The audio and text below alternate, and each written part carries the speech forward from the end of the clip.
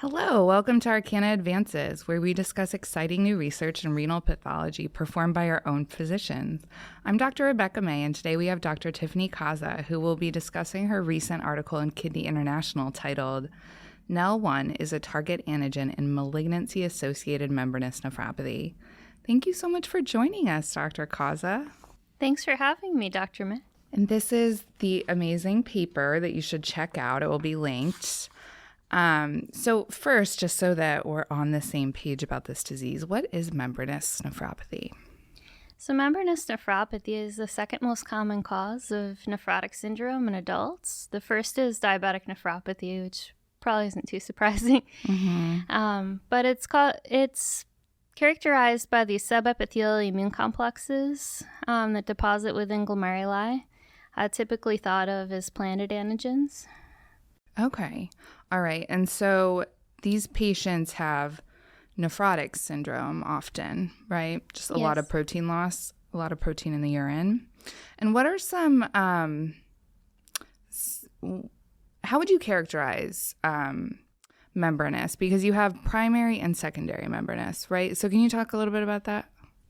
I can, and we're gearing away towards secondary membranous, actually. So the traditional idea was primary membranous was due to a known autoantigen. So the phospholipase A2 receptor, or PLA2R, comprises about 70% of all membranous. So those that were PLA2R negative, they would search for another cause, because membranous was associated with malignancy, with some infections like viral hepatitis, which is hepatitis B, autoimmune diseases, particularly membranous lupus nephritis. But now multiple autoantigens have been identified within membranous nephropathy, and so it's gearing toward an antigen-based approach, as some of the new autoantigens have potential secondary etiologies associated with them too. Mm-hmm. So in this paper, you looked at malignancy-associated membranous nephropathy. And what did we know about malignancy-related membranous when you started this study? So malignancy-associated membranous was described a long time ago, actually back in 1966 by Dr. Lee, and has been studied to some point. Primarily, malignancy-associated membranous occurs in older people than idiopathic membranous, and therefore older people have cancer more often, and so it's been debated, is this a real association or not? And there's a paper back a while ago showing that THSD7A was associated with malignancy-associated membranous seen in a gallbladder carcinoma. There was actually a copy number increase in THSD7A, of which they connected and made the association. But after that, there hasn't been a whole lot of work looking at antigens in membranous. However, we didn't have other known membranous antigens until about 3 years ago. And really now THSD7A is thought of in the more primary category, right? Even though, like you said, that setup is changing. Generally, yeah. Mm-hmm. So you were looking to see what antigens are associated with malignancy-associated membranous. So how did you do antigen discovery? So we used mass spectrometry by two methods.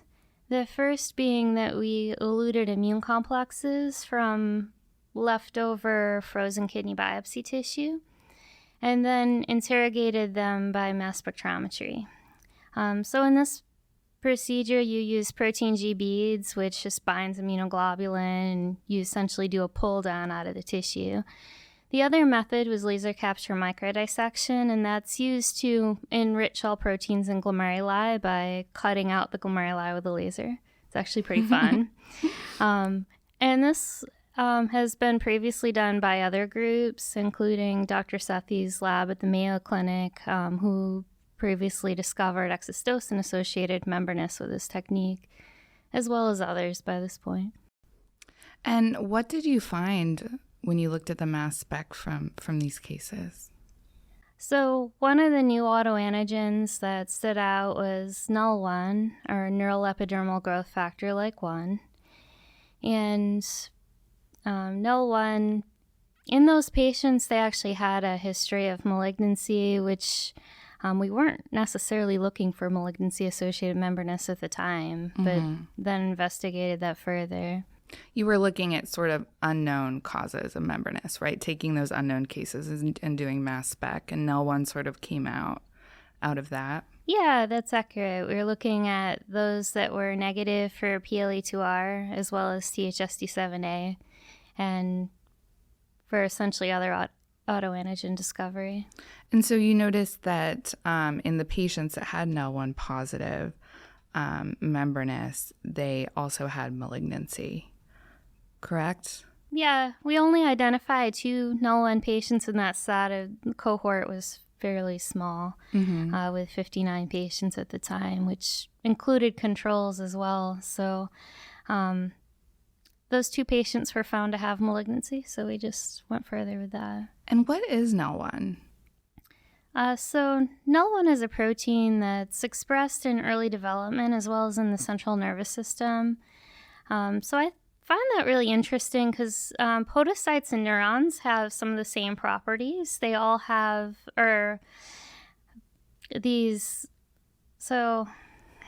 neurons have dendrites and make synapses, and podocytes produce foot processes to maintain the glomerular filtration barrier.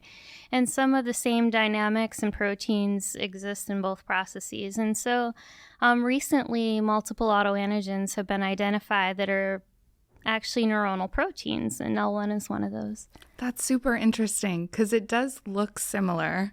When you think about a neuron reaching out and forming these connections, it looks similar to the scanning EMs we've seen of foot processes. Yeah. That's very cool. I haven't thought about that before. So you went on to look for NELL1 in other unknown cases. You started with a smaller subset of unknown membranous, and then you opened that up, right? And what did you find when you went back and looked at other cases? So we screened a consecutive case series to see what the overall frequency was in membranous nephropathy of NELL1. And we found that I think it was 1.7% of the PLA2R THSD7A negative cases were NELL1 positive. And in the literature, you'll see variable frequencies of NELL1 positive membranous. The Mayo Clinic had shown an increased frequency, but we're looking at the PLA2R negative cases and not all comers, which we were screening out those as well, but considering, all comers and that frequency. So that frequency varies. And in China, NELL1 positive membranous is actually more common. And it's potentially related to lipoic acid use used a lot in that population. As there's been a recent study by Oregon State University that came out of a clinical trial, actually from some patients with multiple sclerosis, where those who developed proteinuria had NELL1 associated membranous. And this is a rare cause of membranous. It's less than 2%. So that was an unusual association, but they think lipoic acid use could be a potential secondary etiology, as it's used more in China than in the United States. But overall, it's a small proportion of cases, but it really depends on what your denominator is, what you're dividing it over, what that exact number will be. But it's a small but real subset of cases. So you looked back then at, 5 years of membranous cases here at Arcana, which is a lot of cases, by the way, because we do see a lot of cases. And so you found 91 NELL positive cases in that 5-year cohort. Did you see any patterns among the cases, like similarities or differences from PLA2R positive membranous? Interestingly, we did. And some other types of membranous, it's hard to tell what the antigen is because there's this diffuse and global granular capillary loop pattern within glomeruli when staining for IgG. In NELL1 positive membranous, it tends to be segmental, only with immune complexes among some of the capillary loops. In segmental, you're considering that less than 50%, but actually more commonly, it's incomplete global in that it'll spare some capillary loops and so not have complete staining. And we saw that in more than 90% of cases where there's at least a little bit of capillary loop sparing. Additionally, IgG subclasses were performed, and these were IgG1 positive most oftenly. Mm-hmm. And in PLA2R and THSD7A associated membranous, they are more often IgG4. And IgG1 antibodies can cross-switch to IgG4, but it was unusual that with patients presenting probably at variable times with their proteinuria that there would be so many that are IgG1. Yeah, exactly. And what clinical patterns did you see in that patient population, that group of NELL1 membranous? So of those 91 patients, we've found an increased frequency of malignancy, which were both solid and hematologic cancers. And that was 1/3 of all cases of membranous, so 33% of NELL1 positive had cancer. Had cancer at the time of the membranous diagnosis or was discovered afterwards? Both. Okay. So we looked at the time of diagnosis as well as follow-up and got follow-up from as many of the patients as we could. Yeah.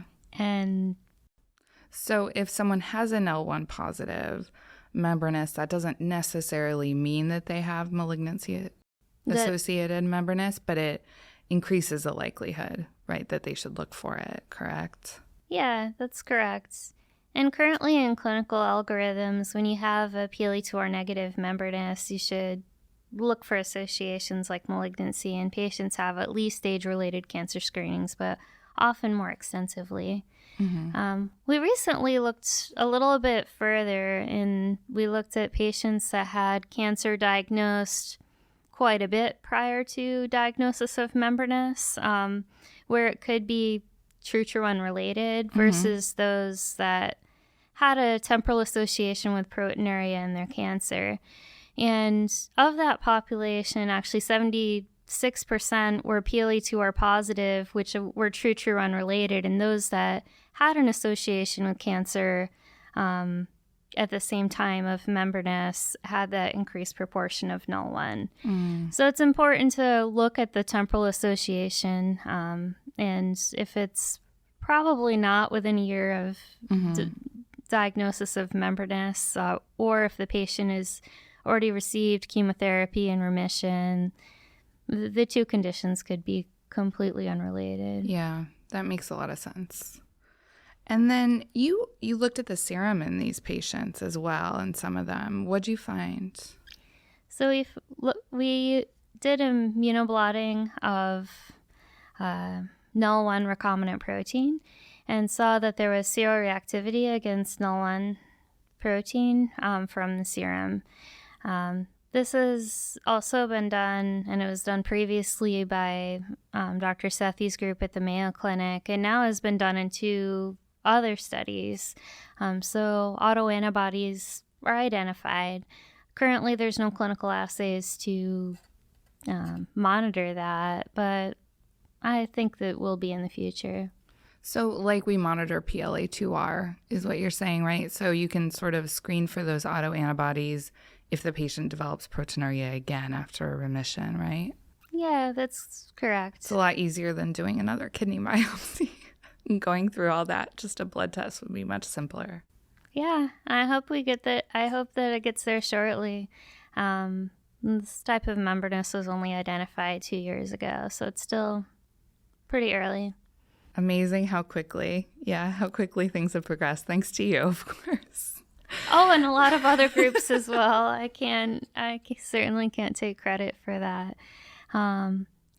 Dr. Beck, who identified PLA2R, has described that the membranous antigens follow Moore's law of technology, where there has just been this kind of exponential increase in the number of antigens identified. And now there's that proportion of unknown is quite less. Yeah, it's so true. And so we talked about how the patients have about a third of them had an identifiable cancer, but how do they do in terms of their membranous? Like, do they go into remission? How do they compare to like a PLA2R positive membranous case? They actually have better outcomes. Okay. So in PLA2R positive membranous, although it varies series to series, it's been about a third as far as complete remission, partial remission, or, progression toward end-stage disease or, solid endpoint.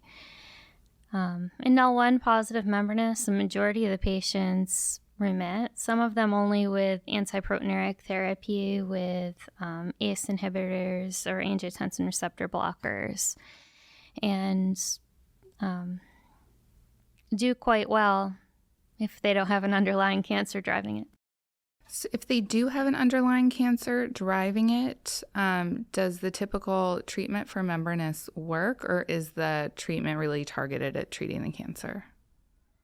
It's a little early to tell that, but I would say the treatment is to target the cancer. We have anecdotally some patients where when their cancer is in remission, their proteinuria has remit, and have seen when there is metastatic cancer that the nephrotic syndrome, it goes to nephrotic syndrome where the proteinuria gets worse. Currently don't have a lot of data on that, but it appears that there is a temporal association. Wow. Okay, so in this paper, it's a beautiful paper. Everyone should take a look at this work. It's really elegant science, really nice. You're very sweet. You describe this new membranous antigen NELL1 enriched in malignancy-associated cases. So if a NELL1 positive membranous case is discovered, what advice do you have for the clinician? So they should look for an underlying malignancy, of which may be occult. So malignancy-associated membranous may have a cancer known at the time of diagnosis, or they may not. And that increased risk in the literature has been described up to 4 years post-diagnosis. That's mainly because it could be an occult malignancy that has, have gotten worse over time. But I really advocate that all those patients get cancer screening. Yeah. For PLA2R positive membranous, there's about 4% of that population that had cancer, so it's much increased in patients with NELL1 positive membranous. And then the recent association with lipoic acid use should also be investigated. More data is to come there, but... And what do you want to learn about NELL1 in the future? Like, what's the most exciting thing that you want to look into next with NELL1? I think the most pressing thing right now is development of serologic tests, so disease can be monitored. And we don't really know the mechanism through which NELL1 is associated with malignancy-associated membranous. So there's multiple potential etiologies, and all of them could be wrong. But in THSD7A, there's shown to be copy number alterations that similar could be seen in NELL1. You could have an increase in transcript stability, or protein expression. Alternatively, cancers have an increased number of mutations over time, and that can create neoepitopes that then are seen as formed by the immune system. And all of these are postulations. We don't know the mechanism, but it would be interesting to see. Gaining that data is a little difficult in that you're looking at nephrology versus, oncology offices, and the cancer resection or biopsy is likely at a different institution and requires quite a bit of coordination. And so really the help of a lot of willing patients and nephrologists would be needed to answer these questions, as it could be variable patient to patient to see trends. Yeah. Well, thank you so much, Dr. Kaza, for doing this research and coming on the podcast. Follow us on Twitter at Arcana Labs for more exciting kidney news and research. You can also follow me on Twitter at RebeccaMay_RP. And Dr. Kaza, where can people find you on Twitter? You have a great Twitter feed. Where can people find you on Twitter? You can find me at Tiff_Kaza. And thank you for having me, Dr. May. Thank you.